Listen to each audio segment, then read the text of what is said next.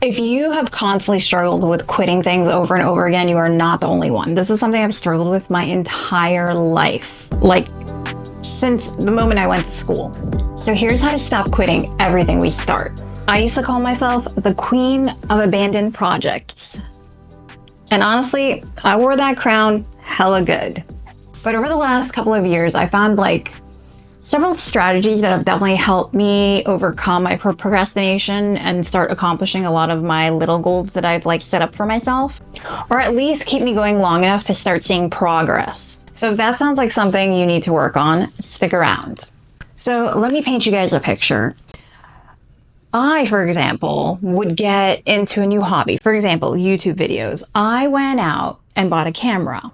I bought a microphone. I bought lighting. I bought dozens of different gimbals or stands for the camera, all because this was the hobby I got into. I get manic. I have Notion boards. I write agenda books, notebooks of notes, tons of notebooks full of notes that I never read again, I never use again, I never reread again. And I get extremely into something to the point that it's all consuming. It's all I read about. It's all I TikTok. It's all I YouTube. It's all I Google.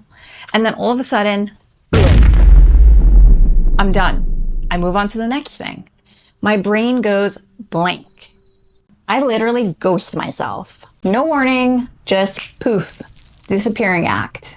I did this with everything. I started a blog, I started a YouTube channel, I started a Pinterest account, I started a TikTok, the gym membership that was more expensive than my rent while I was in residency, even signing up and paying for education courses that I never even took, or I forgot I had even paid for them.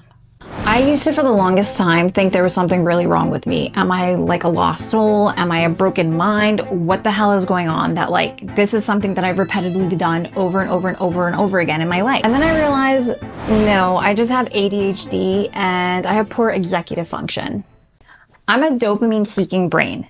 And I have such difficulty continuing something once that dopamine surge fades away. So what's changed? The turning point for me is when I realized starting has always been easy for me. It's following through that's been hard. And that's a skill. And just like any skill, you can build it. And here's how I started turning things around. So number one, make your really big goals really tiny. For example, I went to high school, I took French, and I said, I'm gonna learn French. I'm gonna be fluent in French.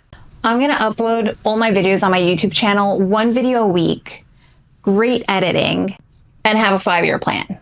Now I aim for laughably small steps. For example, I'll open up my French Duolingo app and I'll do 3 minutes of it. Let's be real, I'm not getting anything more than that. And at least it's 3 minutes of practice that I probably would have never done had I not made it so ridiculously small. I learned to record voice memos for when I wanted to record videos and I had ideas just running rampant through my mind.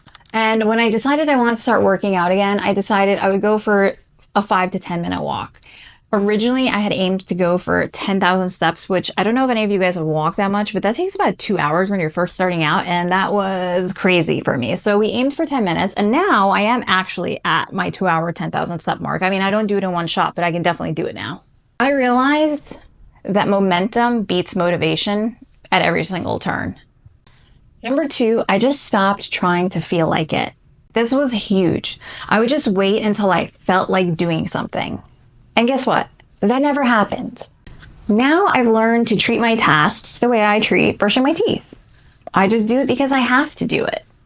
I don't need to feel inspired to brush my teeth. The same thing with finishing my charts and notes at work, doing the laundry, finishing a workout.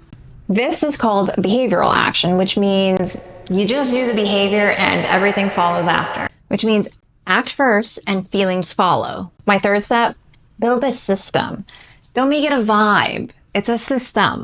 ADHD brains love vibes. Pretty setups, aesthetic planners, and the idea of being organized. That of itself is magical in my mind. But vibes fade. Systems stick. So I started making an alarm for everything. Habit stacking. You want to write a journal? Do it right after you're finished with your morning coffee. Accountability, even if it means just texting a friend and being hey, I did the thing I was supposed to do. My 4th tip, embrace B work. Perfectionism has always been a very sneaky enemy of mine. If I couldn't do something perfectly, I'd want to quit doing it immediately. Now I go for B- work, which if you grew up in a Middle Eastern house like I have, you would understand that B- work is a no-go. We are not even A-, we're like A++. So B- for me was very hard to swallow, digest. But B- work builds momentum. And when you're a B- student, you have something to look forward and to achieve. You know, you're like, I'm a B- student, I want to be an A student. So it kind of motivates you to kind of keep going. And honestly, nobody in the real world cares if you finished your workout, if your planner is like color coded and organized. So my fifth tip, know your why. I stopped chasing goals. I know that sounds really silly, but that's what I had to do. I started on focusing on goals that felt right for me. Goals that aligned with my values, not my ego. Why do I want to do this? What does success actually look like for me? When I tried to connect to that deeper reasoning of why I was doing the thing I was doing, I quit quitting. So yeah, I still have moments where I fall off, but now I don't make it mean anything. I don't take it personally. I realize I'm human.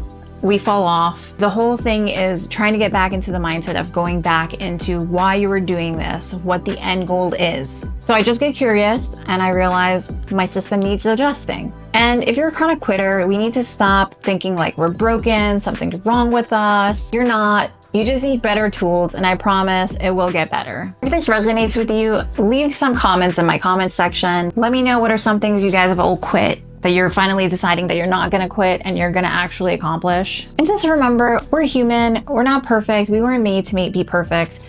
Our systems will fail us. Even the most rigid, accomplished system that we make will fail us at some point. At the end of the day, it's our mindset. And what we need to realize is the moment we feel like we're falling off or we have fallen off, we have to redirect ourselves and say, hey, it's okay, I fell off. Get back to it. It's really not that hard. I promise. If I could do it, genuinely anyone can.